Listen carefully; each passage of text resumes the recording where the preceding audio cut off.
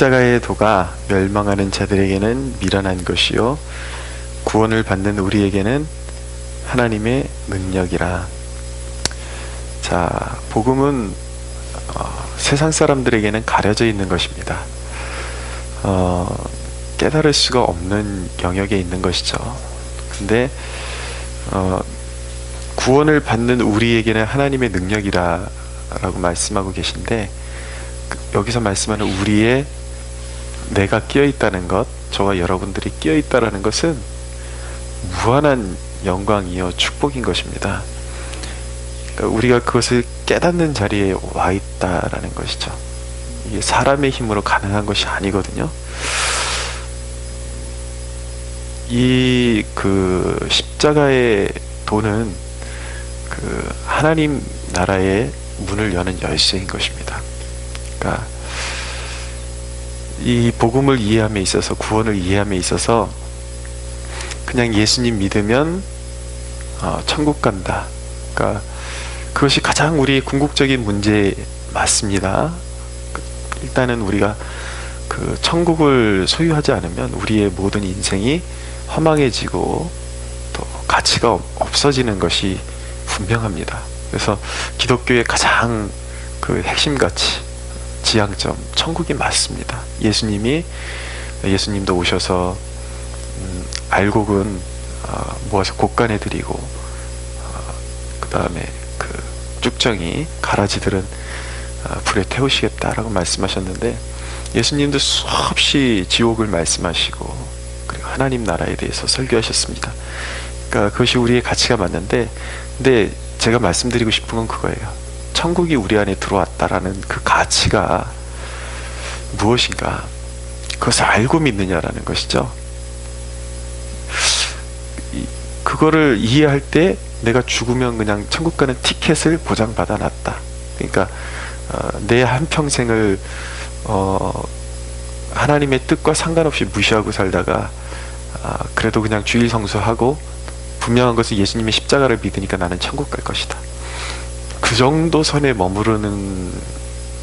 머무를 수 있는 세계가 아니라는 것입니다. 구원을 받은 우리에게는 하나님의 능력이라. 이것은 죽었던 우리를 살리는 능력이고 깨우는 능력이고, 그리고 우리가 신분적으로 죄인의 신분에서 완전히 멸망할 수밖에 없었는데 천국으로 우리를 인도하는 실제적인 능력인데, 그 천국으로 인도함 받기까지 이 세계에 들어갔을 때 경험할 수 있는 무한한 세계를 아느냐라는 것이죠. 그러니까 우리는 원래 이 성경의 내용과 무관한 사람들이었습니다. 이 수많은 이 1년에 일독하기 버거운 정도의 이 분량의 이 말씀들이 한 장 한 장이 다 축복의 내용이거든요. 어떻게 하면은 인생이 실패하고 어떻게 하면 인생이 영적으로 바르게 성공할 수 있는지, 이 인생의 노하우가 쫙 녹아들어 있는 책인데, 사실은 우리가 이 십자가의 도 밖에 있을 때는 이것이 우리에게 아무런 가치도 없는 책이었단 말이에요. 이걸 봐도 깨달을 수도 없고, 근데 이 은혜의 세계로 들어온 이후에는 이 성경의 그 기사 하나하나가 나에게 이제 적용되어질 수 있는 그런 세계로 들어온 거예요. 그러니까 그 이야기는 무엇이냐면, 우리 인생에 천국을 가는 것은 우리에게 당연한 바인 것이고, 구원의 삶이 이미 이 땅에서 시작되었다라는 거. 그러니까 천국의 삶이 이 땅에서 이미 우리에게 시작되었다. 물론 완성도의 차이는 다릅니다. 죽음이라는 요단강을 건너게 되면 이제 우리가 바라던 천국의 완성을 누리게 되는 것인데, 그렇지만 여전히 이 땅 가운데 고통이 있지만 이 천국을 연장시켜 와서 이 땅에서 누릴 수 있다라는 것, 그것이 얼마나 대단하고 위대한 사건인 줄 아십니까? 그러니까 왜 매일의 삶 가운데 이 시간에 우리가 새벽 기도를 나와야 하냐고요. 왜 우리가 그 말씀을 통독하고 또 개인적으로 기도 생활하는 것이, 또 하나님의 임재를 끊임없이 추구하는 것이 왜 그렇게 중요한 것입니까? 그러니까 우리가 눈에 보이지 않는 우리가 이미 받은 세계가 우리의 눈에 보이는 세계를 통치하고 지배할 수 있다라는 것. 그 나라의 왕이신 주님이 우리가 단순히 천국 갈 때만 기다렸다가 얼싸 안아주시는 분이 아니라 지금 이 순간에부터 계속해서 동행하시고 우리의 손을 잡아주시는 분이라는 것을 깨닫는 것이 얼마나 큰 축복인지 몰라요. 근데 많은 사람들이 마치 이것을 그냥 보험으로 여기듯이 그렇게 믿고 이 땅에서는 일단 급박한 대로 문제를 이제 자기 뜻대로 해결하면서 살아가려고 그러는 그 육신의 고집을 버리지 못하는 거예요. 그러니까 또 우리가 이렇게 성도들을 올바른 길로 인도하기 위해서는 자아 비판을 좀 할 수 있어야 합니다. 뭐냐면 우리 아내가 그 아프기 전까지는 목회자랑 결혼했음에도 불구하고 그 일주일에 적어도 몇 번은 새벽기도 해야 돼. 제가 늘 체크를 하거든요. 오늘 말씀 봤냐? 그러면 그거를 막 못 견뎌 하는 거예요. 나한테 강요를 하냐? 그러면서 이 바리새인 같으니 뭐 그러면서 이제 뭐 그러는 거죠. 근데 요즘 하는 말이 뭐냐면 이제야 당신 말을 깨닫기 시작했다라는 거예요. 이제야 정말 하나님께 맡기는 삶이 내가 왜 그동안 내 힘으로 살려고 그렇게 바둥바둥 살았는지 나도 참 그랬다 그러면서 이제 이제야 고백을 하더라고요. 왜 당신이 그렇게 하나님 의지하는 삶이 중요하다고 말했고 최소한 몇 번 그렇게 새벽에 나와서 하나님 앞에 부르짖는 것이 얼마나 그 귀한 일인지 이제야 몸으로 깨달아지기 시작한다고. 그러니까 사람 인생에 위기가 오는 것이 사실은 그 우리가 육신에 있을 때 아무리 설명해줘도 깨닫지 못하는 그것을 직접적으로 깨닫게 해주시는 축복의 통로가 될 수 있다라는 것을 보게 되는 것이죠. 그래서 참 좋은 것을 소개하면서도 제가 핍박받으면서 살아왔는데 이제는 좀 이해를 받으면서 살고 있습니다. 여러분, 제가 늘 얘기하잖아요. 제가 여기 사람 채우려고 목회하지 않는다고. 여러분들에게 바른 길을 가르쳐주고 싶고 제가 누리는 그 임재의 세계, 오히려 제가 누리는 것보다 여러분들이 더 이제 좋은 비결들을 깨달아서 더 충만히 누리기를 저는 원한다고요. 그러면 저는 원할 것이 없습니다. 여러분들에게 그런 마음으로 가르쳐 드리는 것이지 무슨 여기에다가 뭐 저의 성을 쌓고자 제 목회의 이름을 내고자 이 교회를 세운 게 아니라고요. 사실 그냥 그런 노멀한 목회 할 것 같으면 저도 그냥 이렇게 굳이 개척하는 것보다 다른 교회 그냥 이렇게 좀 편하게 그냥 윗사람 수발 들고 성도들 좀 비위 맞추고 그래서 그냥 이렇게 사례 받을 수 있는 교회에 가는 게 저한테도 더 편할 수도 있어요. 그리고 여러분들도 오히려 그런 교회에 이렇게 묻혀 있는 것이 여러분들에게 더 편할 수도 있습니다. 그럼에도 불구하고 왜 오히려 제가 기준을 낮추고 그러면 그래도 한두 사람이라도 더 모을 수 있을지 모르겠는데 왜 그것을 계속 고집하냐고요. 왜냐하면 이 영적인 세계는 어정쩡한 상태에 발을 들여놓고 있으면 이 놀라운 이 축복의 세계로 들어올 수가 없어요. 그러니까 계속 도전하는 거죠. 확실하게 결단하라고 도전하는 것이죠. 사랑하는 여러분, 이 아침에 여러분들을 정말 주님의 이름으로 축복하기를 원하는데 이 십자가의 도로 말미암아 예수님의 보혈의 능력으로 말미암아 열려있는 하나님의 능력의 세계, 그것이 여러분들에게 경험되어지고 여러분들의 삶 가운데 체득되어지는 축복이 임하기를 소원합니다. 이 놀라운 세계에 제가 말씀드리는 이 놀라운 영적인 세계로 들어가는 문이 무엇입니까? 21절을 보십시오. 하나님의 지혜에 있어서는 이 세상이 자기 지혜로 하나님을 알지 못하므로 하나님께서 전도에 미련한 것으로 믿는 자들을 구원하시기를 기뻐하셨도다. 그 영적인 세계로 들어가는 문, 그 하나님의 능력을 경험하는 세계로 들어가는 문은 바로 예수 그리스도이십니다. 그리스도만이 유일한 문이십니다. 더 이상 문은 없습니다. 그리고 더 이상 문이 필요로 하지 않습니다. 이 세상의 어떤 사이비 종교도 우리는 필요로 하지 않습니다. 어떤 교주도 예수 그리스도만으로 충분합니다. 할렐루야. 그렇기 때문에 그 사람들에게 이 전도의 그 미련한 것이라고 말씀하고 있어요. 그러니까 이 놀라운 영적인 비밀을 하나님께서 세상에 스스로 지혜 있는 척하는 자들에게 감추시기 위해서 아주 미련하게 보이는 것을 감추어 놓으셨습니다. 그것이 무엇이냐면 전도를 통해서만 이 놀라운 세계가 열릴 수 있다라는 거예요. 그 십자가를 지시고 부활하신 예수 그리스도를 우리가 증거할 때에 아주 그 능숙하지 못한 짧은 권면으로도 성령의 역사로 그의 눈을 열어줄 수 있다라는 것이죠. 예. 그 영적으로 눈이 어두운 사람들의 눈을 열어줄 수 있는 유일한 방법, 전도밖에는 없는 것입니다.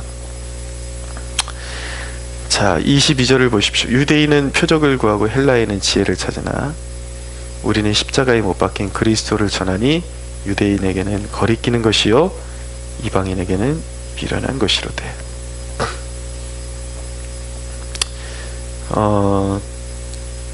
유대인은 그 구원의 길을 찾기 위해서 표적을 구했습니다. 표적이라는 것은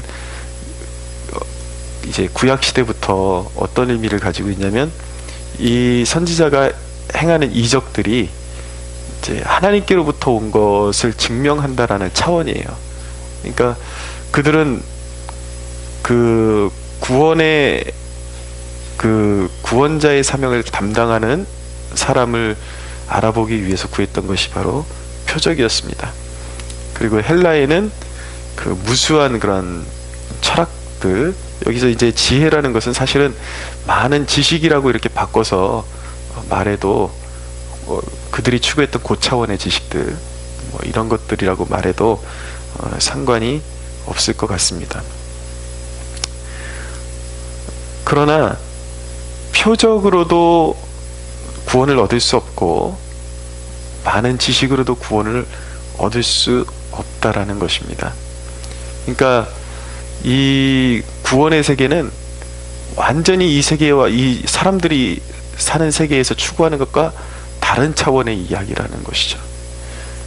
그 세계는 어떻게 들어가는가? 오직 십자가에 달리신 예수 그리스도를 통해서만 들어가는 세계라는 거예요. 그래서 여러분들이 이제 그 하나님의 사랑을 확인하기 위해서 이렇게 표적을 구할 때가 있습니다. 그런데 하나님의 사랑을 가장 극명하게 그리고 확실하게 증거하는 것은 표적이나 어떤 지혜가 아니라는 것입니다. 그래서 십자가에 나타난 하나님의 사랑 그 자체를 보고 하나님이 나를 사랑하시는지, 얼마나 사랑하시는지 그것을 평가하는 것이지, 깨닫게 되는 것이지, 이적을 통해서 우리가 하나님의 사랑을 깨닫게 되는 것이 아니라는 거예요. 그러니까 우리가 그리스도 안에 나타난, 그 십자가에 나타난 하나님의 사랑을 무한 신뢰함으로 믿고 감사함으로 하나님께 구할 때에 필요하다면 하나님께서 이적도 우리에게 주실 수가 있습니다. 그리고 세상이 알 수 없는 지식과 지혜를 우리에게 채워주실 수가 있는 것입니다. 근데 이것이 거꾸로 되면 안 된다라는 것이죠. 왜 나한테 표적을 보여주시지 않아서 나에게 사랑을 나타내시지 않는가? 이렇게 되면 거기서부터 신앙의 불행이 시작되는 것입니다. 두려움이 몰려오고 불신이 몰려오는 거예요. 근데 우리의 신앙은 거기에다 기반을 세우는 것이 아니라 철저히 우리를 위해서 죽으신 십자가에 하나님의 사랑의 기반을 세우고, 하나님께서, 그러니까 주님께서 우리가 무언가를 구할 때에 원하는 것은 두려운 마음이나 불안한 마음이나 염려하는 마음, 하나님의 사랑을 의심하는 마음, 여기서부터 구하면 함정에 빠지는 거라는 것이죠. 하나님이 나를 무한히 사랑하시고 내가 구하는 것들에 대해서 하나님이 내 마음을 더 잘 이해하시고 더 좋은 것으로 준비하고 계시다. 할렐루야. 항상 신앙은 그렇게 접근해야 되는 것입니다. 거꾸로 접근하면 안 되는 것이고요. 그래서 이 복음의 세계는 유대인이나 헬라인이나 그들이 추구하는 것을 완전히 뛰어넘어서 다른 세계로, 완전히 그 하나님의 나라로 인도하는 것이기 때문에, 특징이 무엇이냐면 진짜 복음을 이해하게 되면 유대인과 헬라인을 하나로 묶어주는 능력을 가지고 있는 것이 복음이라는 것입니다. 원래 교회는, 그러니까 교파가 다를 수는 있어요. 교파를 무시할 수 없는 것이 무엇이냐면, 이 기독교 역사를 이해하면 교파가 나눠진 것이 결코 나쁘기만 한 것이 아니다라는 것을 여러분들이 이해하실 수 있습니다. 왜냐하면 역사를 보면은 이렇게 탄광촌에서 일하는 그런 어떤 이렇게 서민 쪽에 속한 사람들에게 잘 먹혔던 교파가 있고요. 또 이렇게 지식층이나 교수들, 이런 사람들에게 잘 먹혔던 교파들이 있습니다. 물론 복음을 그것은 뛰어넘는 거지만 하나님께서 그렇게 효과적으로 사용하시기도 하셨다라는 것이죠. 예를 들어서 이제 감리교 같은 경우는 이렇게 그런 어떤 서민층에 더 잘 먹혀 들어갔던 교파이기도 하고, 이 장로교 같은 경우는 물론 이 개혁주의로 무장한 설교자들이 서민들에게 설교하기도 했지만, 주로 그래도 이렇게 교리를 더 이렇게 섬세하게 따지는 지식층에게 더 잘 하나님의 은혜를 전달하는 도구가 될 수도 있었다라는 것이죠. 그럼에도 불구하고 교파가 나누어질 수 있지만 분명한 것은 지향점은 하나고, 하나님 나라고, 모두가 하나 될 수 있도록 만드는 것이 복음의 능력이라는 것이죠. 근데 오늘날 우리 대한민국의 문제를 진단하자면은 이 복음이 나뉘어져 버렸어요. 나뉘어져 버렸고, 이것이 이 좌파와 우파라는 극렬한 대립으로 지금 나누어져서 나타나고 있습니다.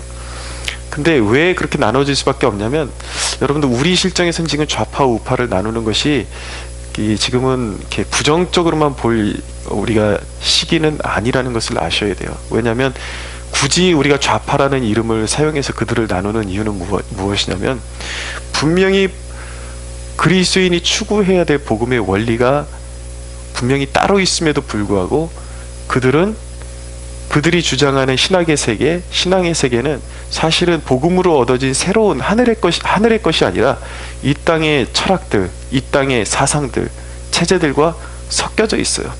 그래서 그들이 말하는 복지, 그들이 말하는 그런 어떤 인권, 그들이 말하는 평등, 이런 거는 사실 성경이 정죄하고 있는 아주 더럽다고 하나님이 말씀하시는 것들과 너무나도 밀착되어 있다는 것이죠. 어떻게 기독교인이 사회주의에 가까이 갈 수가 있어요?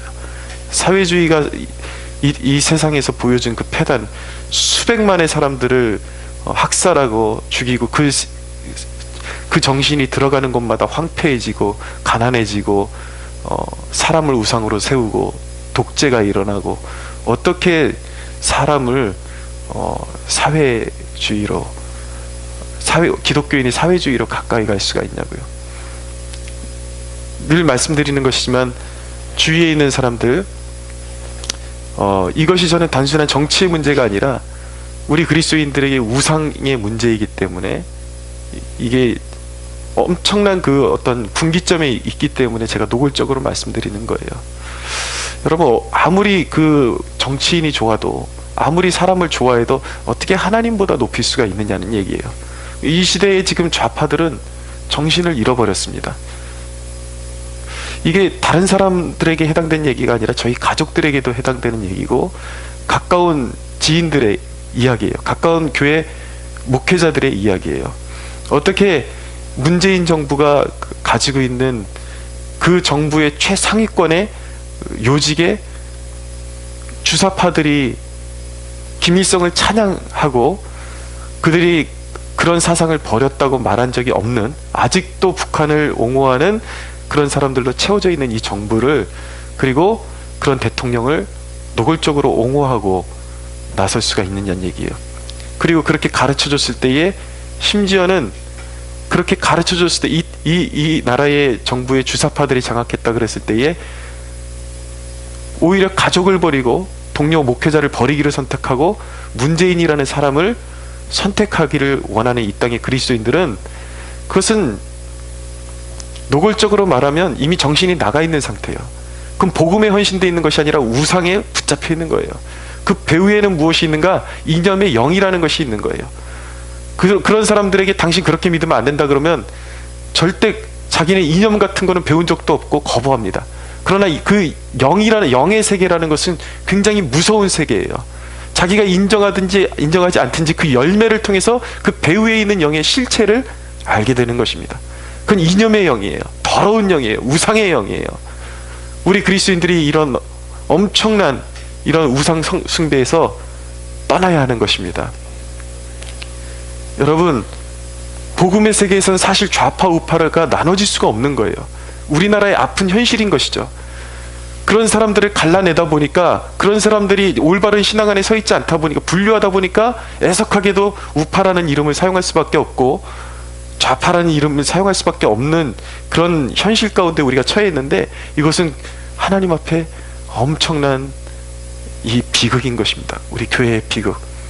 우리가 지금 이 상황 가운데서 깨달아야 되는 것은, 이것이 단순히 좌파 우파의 문제가 아니라, 물론 우리 기준으로 우파에 속해 있는 사람이 다 천국 갈 수 있는 사람이다라는 것은 아닙니다. 누구든지 예수 그리스도의 그 십자가의 보혈 외에 주님께 온전히 입으로만 주여 주여가 아니라 온전히 헌신되지 않고는 천국에 갈 수 있는 사람이 없습니다. 그럼에도 불구하고 오늘날 좌파에 있는 하나님의 이름을 모욕하는 동성애를 같이 옹호해주고 교회를 더럽히고 이 정치인들을 우상으로 삼는 이 사람들이 천국에 갈 수 있는가?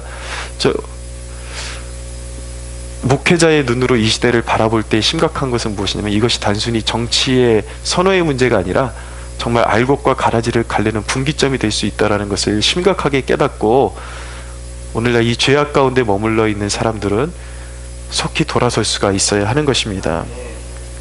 유대인이나 헬라인이나 하나 되게 만드는 것이 복음인 것입니다. 모두가 이 복음 안에서, 우리의 왕은 온전히 예수 그리스도이십니다. 할렐루야.